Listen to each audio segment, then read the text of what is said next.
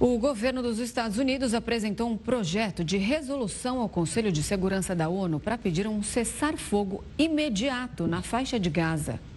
O anúncio foi feito pelo secretário de Estado americano Antony Blinken, que viajou nesta quinta-feira ao Egito para tentar negociar uma trégua entre Israel e o Hamas. Além da pausa no conflito, o objetivo da medida é focar na libertação de reféns na região, que vive uma crise humanitária intensa. Eu acredito que as lacunas estão diminuindo e acho também que um acordo é muito possível. Trabalhamos muito duro com o Catar, com o Egito e com Israel para colocar uma proposta forte na mesa. Mas o Hamas não aceitou. Eles voltaram com outros pedidos e outras demandas. Os negociadores agora estão trabalhando para corrigir isso.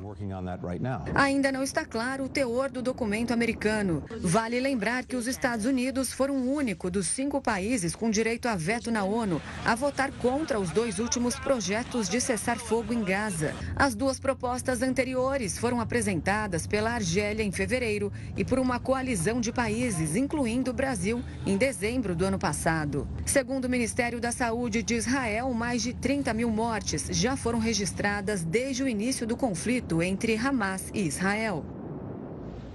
Ainda sobre esse assunto, o Conselho de Segurança da ONU definiu que irá votar a resolução de cessar-fogo dos Estados Unidos amanhã. A decisão foi tomada após uma reunião a portas fechadas nesta quinta-feira. E quem vai nos explicar mais sobre esse plano dos Estados Unidos para a faixa de Gaza é o professor de Relações Internacionais da SPM, Ricardo Leães. Boa noite, professor. Seja muito bem-vindo ao Jornal da Record News. Boa noite, Renata. Boa noite, Gustavo. Professor, como foi falado na reportagem, os Estados Unidos foram o único aí dos 5 países com direito a veto na ONU que acabaram vetando os 2 últimos projetos de cessar-fogo em Gaza. O que aconteceu agora que os americanos mudaram de ideia? Bom, tem 2 questões que a gente tem que analisar para ver exatamente o que está acontecendo. O primeiro ponto é que realmente chama atenção, considerando-se que os Estados Unidos vetaram as demais resoluções no Conselho de Segurança da ONU, o que tem de diferente? Aí, uma das possibilidades para isso tem a ver com o fato de que o texto que está sendo sugerido agora, ele é mais ambíguo, ele é mais dúbio. Muitas pessoas, inclusive, estão argumentando que o texto, do jeito que ele está sendo ventilado, ele não determinaria exatamente um cessar-fogo. Ele diria que o cessar-fogo é imperativo, mas não estabeleceria as regras que exigiriam o cumprimento dessa resolução. Então, pode ser um esforço dos Estados Unidos de quererem se colocar como defensores de um cessar-fogo, embora o texto que efetivamente foi colocado em discussão não caminhe nesse sentido. Essa é uma das possibilidades.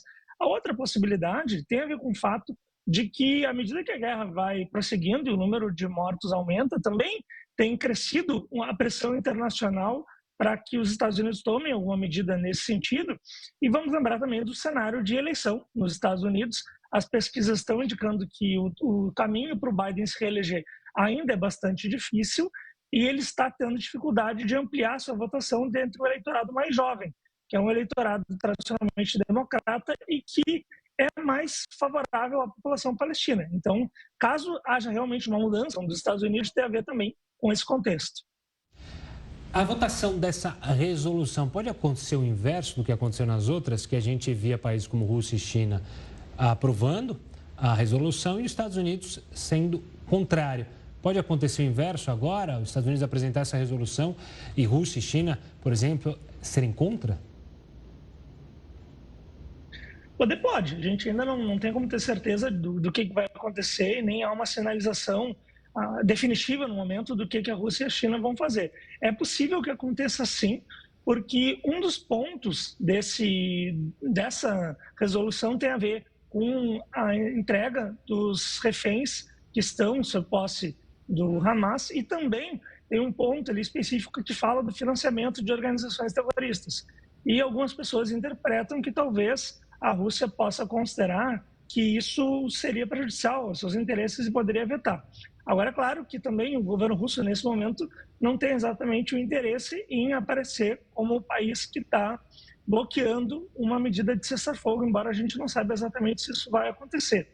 Então, realmente, pode ser um movimento dos Estados Unidos para tentar colocar em jogo um cessar-fogo que atenda mais aos seus interesses, mas ainda não temos como ter certeza sobre qual vai ser o posicionamento da Rússia e da China a esse respeito. Professor, o alto comissário da ONU para os Direitos Humanos disse que Israel estaria cometendo um crime de guerra ao bloquear a entrada de ajuda humanitária lá em Gaza e que, por isso, estaria utilizando a fome como método de guerra, que isso seria um crime. Dá para interpretar essa atitude de Israel dessa forma? Um dos crimes contra a humanidade que existem é o crime de punição coletiva, que é quando um país pune coletivamente uma população inteira, sendo que a maioria das pessoas não são responsáveis por determinados atos pelos quais estão sendo punidas. E Israel é acusada de cometer esse ato de punição coletiva desde o início da guerra, pelo menos desde o início da ocupação e do fechamento das fronteiras de Gaza. Na medida em que Israel também não tem permitido, ou tem dificultado fortemente a chegada de alimentos e de itens básicos de sobrevivência para essa população, é claro que essa acusação que já vinha de algum tempo, ela se acentua. Então, sim, sem dúvida, faz sentido porque essas pessoas estão numa prisão a céu aberto, sob constante bombardeio, mais de 70% dos edifícios da faixa de Gaza já foram destruídos. Então, a situação é absolutamente periclitante e não apenas não há uma perspectiva imediata de uma resolução desse conflito, dessa guerra que está em curso, mas menos ainda a gente sabe como é que vai ser a situação dessas pessoas depois que essa guerra acabar. Professor, do ponto de vista prático, vamos supor que a resolução seja aprovada pelos países membros. Ela, de fato, tem que ser cumprida porque os dois países que estão envolvidos, ou os dois atores, né, o Estado de Israel que luta contra uma organização terrorista que é o Hamas, eles vão acordar com aquilo e seguir? Tem punição para isso? E teria como punir alguém como uma organização criminosa? Bom, esse ponto é importante. Primeiro que Israel tem um histórico já de descumprir resoluções da ONU. A principal delas é a resolução que determina a retirada de Israel dos territórios ocupados na Guerra de 67, quando Israel tomou Jerusalém Oriental, tomou a Cisjordânia, a faixa de Gaza e as colinas do Golã. Não devolveu Jerusalém Oriental, colinas do Golã, até anexou os dois territórios, e a Cisjordânia e a faixa de Gaza seguem ocupadas. Então não configuraria uma novidade. É possível tomar medidas retaliatórias contra um país que descumpre uma resolução da ONU? Sim, é possível estabelecer sanções internacionais. Agora, qual que é a possibilidade de que os Estados Unidos aprovem sanções internacionais contra um dos seus principais aliados, se não seu principal aliado, o país que mais recebe ajuda militar dos Estados Unidos há décadas? Então, é minimamente nenhuma. Então, mesmo que o texto estabeleça que sim, tem que haver um cessar-fogo, na verdade, ele só vai acontecer se Israel estiver disposta a cumprir a resolução que foi feita. E até o momento, pelas declarações do governo Netanyahu, a gente não tem nenhuma indicação nesse sentido. Pelo contrário, Netanyahu já disse que ninguém vai parar Israel, que só Israel que vai decidir o que vai fazer nesse ponto. Então, as perspectivas não são auspiciosas, mesmo que essa resolução seja efetivamente aprovada. Nós conversamos com o professor de Relações Internacionais da SPM, Ricardo Leães. Professor, muito obrigada pela entrevista. Uma boa noite. Eu que agradeço. Obrigado. Boa noite, professor.